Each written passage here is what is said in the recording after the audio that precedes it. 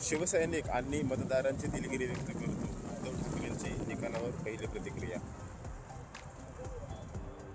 उद्धव ठाकरे यांनी महानगरपालिका निवडणुकीच्या निकालावर आपली पहिली प्रतिक्रिया दिली आहे. उद्धव ठाकरेंनी पत्रकार परिषद घेत आज सविस्तर भूमिका मांडलेली आहे.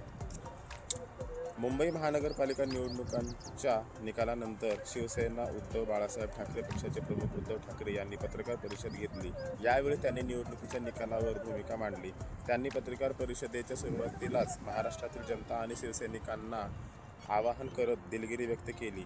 जिथे आपण प्रचाराला जाऊ शकलो नाही त्या भागातील नागरिकांचा आणि शिवसैनिकांचा उल्लेख करत उद्धव ठाकरे यांनी दिलगिरी व्यक्त केली. यावेळी उद्धव ठाकरे यांनी भाजपवर प्रहार केला.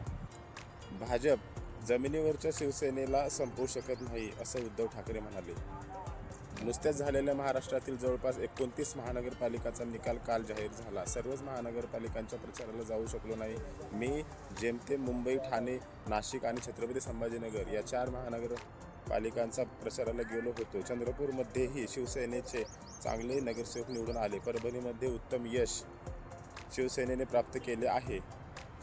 प्रथम जिथे मी जाऊ शकलो नाही तिथल्या सर्व शिवसैनिक आणि मतदारांची दिलगिरी व्यक्त करतो अशा भावना उद्धव ठाकरे यांनी व्यक्त केल्या. साहजिकच आहे, ज्या मतदारांनी जिथे अगदी चांदा ते बांदा शिवसेना, मनसे आणि राष्ट्रवादीच्या युतीला मतदान केले आहे तिथल्या सर्व मतदार आणि शिवसैनिकांना धन्यवाद देतो अशा शब्दात उद्धव ठाकरे यांनी आभार मानले.